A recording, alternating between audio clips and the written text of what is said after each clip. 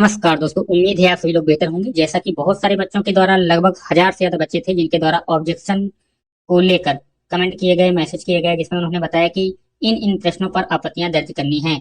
तो जैसा कि आप लोगों को मालूम होगा, आज है 15 तारीख और ये 12 तारीख से लेकर 15 तारीख तक किसी भी आंसर को चैलेंज करने का समय सीबीएसई के द्वारा दिया गया था।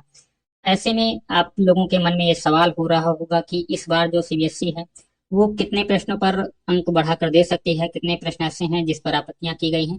तो आज हम आपको कुछ ऐसे एग्जाम्पल दिखाने वाले हैं जिसपे आपको बताएंगे कि किन किन प्रश्नों पर आपत्तियों को लेकर छात्रों के द्वारा सबसे ज्यादा आपत्तियां दर्ज कराई गई। लेकिन किन प्रश्नों पर आपत्तियां जो है सीबीएसई के द्वारा स्वीकार की जा सकती हैं, किन प्रश्नों पर आपत्तियां स्वीकार नहीं की जाएंगी, जिससे कि आप लोगों को जो डाउट है, क्योंकि काफी ऐसे बच्चे हैं जिनके मन में डाउट है कि इस बार जो सीटेट का एग्जाम हुआ है और जो आंसर की आई है उस आंसर की के बाद जो चैलेंज किया जा रहा है, ऐसे में कितने नंबर बढ़ सकते हैं। सबसे ज्यादा जो पूछा जाने वाला सवाल है, कितने नंबर बढ़ सकते हैं।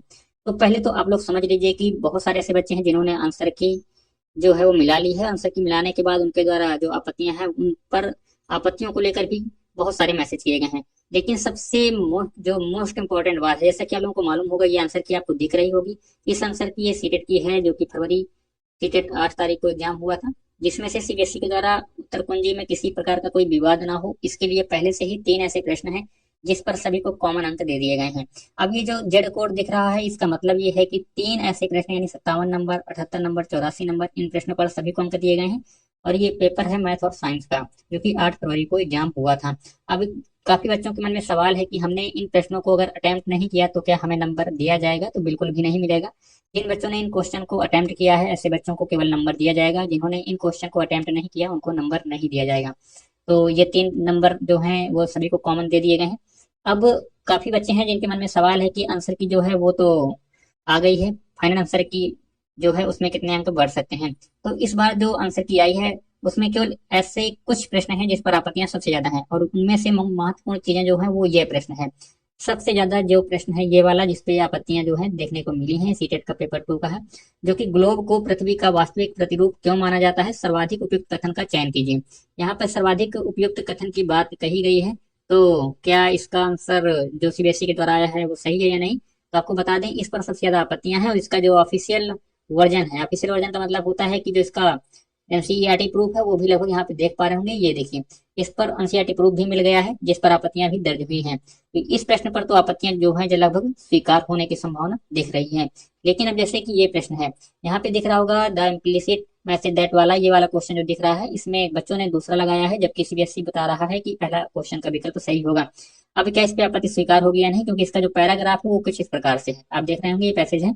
इसमें आप लोग देखेंगे जो स्टार्ट हो रहा है पैराग्राफ, इसमें आपको दिख रहा होगा नेचुरल वे ऑफ लाइफ, और यही आंसर कंसीडर कर लिया है सीबीएसई ने। तो क्या इस पे नंबर बढ़ सकता है? तो इस पे नंबर बढ़ने की संभावना बिल्कुल भी नहीं नजर आती। इस बात को ध्यान रखिएगा। तो इस पर अगर आप लोगों ने आपत्ति दर्ज की है तो इस पे नंबर बढ़ने के चांस हैं बहुत कम है।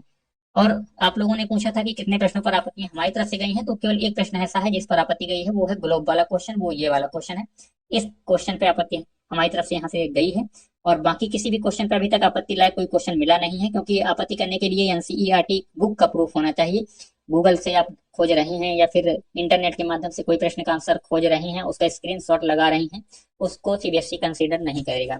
तो अब देखिए, एक प्रश्न ये आपको दिख रहा होगा यहाँ पर, जैसे कि इस प्रश्न में मधुमक्खियों के छत्तों के बारे में नीचे दिए गए तथ्यों पर विचार कीजिए। तो जब आप बुक पढ़ते हैं तो उसमें बुक में सेम टू सेम ये लाइन देखने को मिलती है कि प्रत्येक छत्ते में केवल रानी मक्खी होती है जो अंडे देती है। ये बात बिल्कुल सही है, ये तो ये वाला ऑप्शन इसका बिल्कुल सही गया।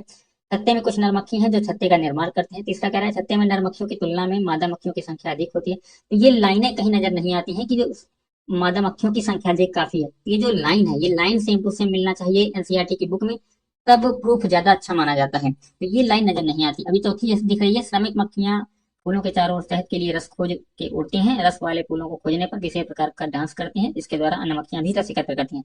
तो जो पहला और चौथा विकल्प है, ये तो बिल्कुल सेम टू सेम लाइन जो है सीबीएसई की बुक में आपको देखने को मिलेगी।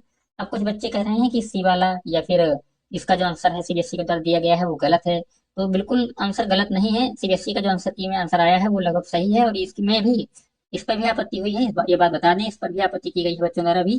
तो हमारे द्वारा इस पे आपत्ति नहीं की गई है। तो इस पे क्या नंबर बढ़ सकता है? नंबर बढ़ने की संभावना इस प्रश्न पर बिल्कुल भी नजर नहीं आती है। अब देखिए, एक प्रश्न ये आपको दिख रहा होगा, जैसे कि इस प्रश्न पर भी बच्चों के द्वारा आपत्तियां की गई हैं। लेकिन यहाँ पे दिख रहा होगा which of the following statement are correct about learning of English, यानी कि पर्यावरण अध्ययन सीखने के बारे में निम्नलिखित में से कौन सा कथन सही है। अब यहाँ पे आपको दिख रहा होगा कि पहला जो है ए वाला क्वेश्चन है, यानी बच्चे सीखने के लिए स्वाभाविक रूप से जिज्ञासु होते हैं, तो ये आपको यहाँ पे टैग वर्ड का यूज करना है। जिज्ञासु यानी क्यूरियस जो वर्ड है ये पॉजिटिव होता है, तो ये बिल्कुल सही हो जाएगा। दूसरा में निष्क्रिय कीवर्ड आपको दिख रहा होगा, पैसिव शब्द जो होता है वो निगेटिव होता है, तो ये बिल्कुल नहीं होगा। यहाँ पे कथन सही पूछा गया है, तो ये ऑप्शन नहीं होगा। बच्चों को सीखने के लिए शिक्षक की आवश्यकता होती है, तो यहाँ पे नीड शब्द जो है, नीड टीचर यानी टीचर की आवश्यकता, तो ये भी नहीं होगा। बच्चे सहयोगी रूप से बेहतर सीखते हैं, यानी कि पहला और जो चौथा क्वेश्चन का विकल्प है ये सही हो जाएगा, तो ए और डी ऑप्शन जो है इसका सही हो जाएगा। इस पर भी अगर कोई आपत्ति लगा रहा है तो वो भी आपत्ति स्वीकार नहीं होगी, इस बात को ध्यान रखिएगा। अभी जैसे कि यहाँ पर एक प्रश्न ये दिख रहा होगा, 37 नंबर का प्रश्न है, जिसमें कि आप देख पा रहे होंगे कि ये प्रश्न पर भी बच्चों ने आपत्तियां लगाई हैं, लेकिन क्या इस पर आपत्ति स्वीकार होगी? बिल्कुल भी नहीं, क्योंकि यहाँ पर एक पैकेट में 10 बिस्कुट हैं, ऐसे 5 पैकेटों में कितने बिस्कुट होंगे, जबकि ये क्वेश्चन जो है वो डिवीजन का है, यानी आपको भाग की विधि से इस चीज को समझाना है, ना कि मल्टीप्लिकेशन यानी गुणा की विधि से नहीं समझाना है। तो पहले में तो गुणा विधि हो गई, ये तो गलत हो गया। अगला कह रहा है एक पैकेट में 60 टॉफियां हैं, पैकेट है, समीर इन्हें अपने मित्रों में बांटना चाहता है, उन्हें हर मित्र को कितनी टॉफियां देनी चाहिए। तीसरा कह रहा है कक्षा में 30 विद्यार्थी हैं, अध्यापक 5 समूहों में बराबर संख्या में बनाना बनाना चाहते हैं, प्रत्येक समूह में। अब यहाँ पे देख रहे होंगे एक कक्षा है जिसमें 30 बच्चे हैं और समूह कितने हैं? 5 हैं, तो बिल्कुल ये डिवीजन का है, यानी 30 बच्चे 5 समूह, तो यानी 5 का डिवाइडेड हम जब 30 से करेंगे तो 6 आएगा। तो प्रत्येक समूह में कितने विद्यार्थी होंगे, तो ये पूछ रहा है कितने विद्यार्थी होंगे, तो ये सवाल जो आंसर है वो है डिवीजन का। इसका जो राइट आंसर होगा वो तीसरा ही होगा। जो बच्चे दूसरा बता रहे हैं कि ऑब्जेक्शन कीजिए, इस पर भी नंबर नहीं मिलेगा। तो ऐसे में बहुत सारे ऐसे प्रश्न इस बार देखने को मिले हैं, जैसे ये प्रश्न आपको दिख रहा होगा।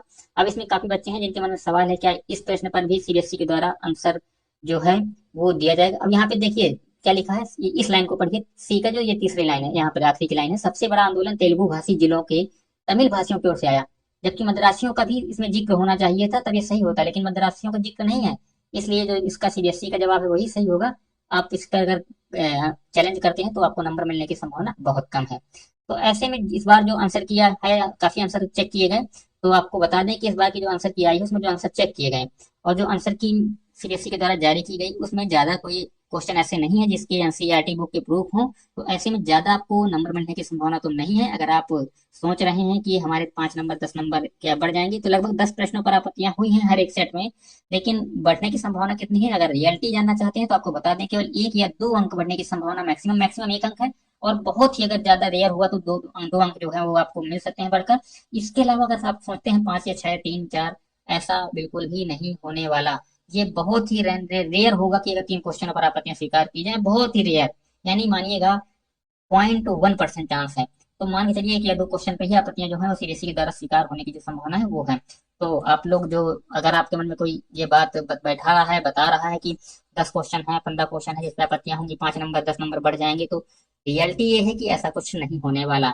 अगर हम फालतू में बता दें आपसे कि हाँ 10 अंक का ऑब्जेक्शन हुए हैं 5 अंक बढ़ जाएंगे, तो ये तो फेक न्यूज होगी, ऐसा लेकिन नहीं होने वाला। तो इस बात को ध्यान रखिएगा। अगर आपके पास कोई प्रूफ अभी भी है, आपको लगता है कि बिल्कुल 100% ये प्रूफ गलत नहीं है, तो आज रात 12 बजे तक आपत्तियां ली जानी है, तो 100% प्रूफ होना चाहिए। एनसीईआरटी बुक का लाइन टू लाइन जो वर्ड है वो मैच करना चाहिए, तभी एनसीईआरटी आपके प्रश्न को कंसीडर करता है और आपको जो नंबर है उसके मिलने की संभावना बढ़ती है। अब जैसे कुछ क्वेश्चन ऐसे पेडागोजी के थे जिस पर आपत्तियां बच्चों के द्वारा लगाई गई, तो आपको बता दें पेडागोजी पे जो आंसर है सीबीएसई का वही जवाब सीबीएसई मानता है। अगर आप कोई जवाब लगाते भी हैं तो उसको सीबीएसई कंसीडर नहीं करता है, और आपके 1,000 रुपए जो है वो भी चले जाएंगे फालतू में, वो भी आपको वापस नहीं मिलने वाले। तो वापस उन्हीं को मिलते हैं जिनका प्रश्न जो है, आपत्ति जो है लगाई जाती है, उस आपत्ति को अगर सीबीएसई स्वीकार करता है तभी 1,000 रुपए जो है वो शुल्क वो वापस आता है। तो ये मानिएगा कि 1 2 अंक जो है उस पर तो आपको चांस है, इससे ज्यादा अगर आप उम्मीद करके बैठे हैं तो इसका चांस बहुत कम है, या कह सकते हैं 0.01%। तो अगर कोई और सवाल फिर भी मन में है तो कमेंट कर सकते हैं।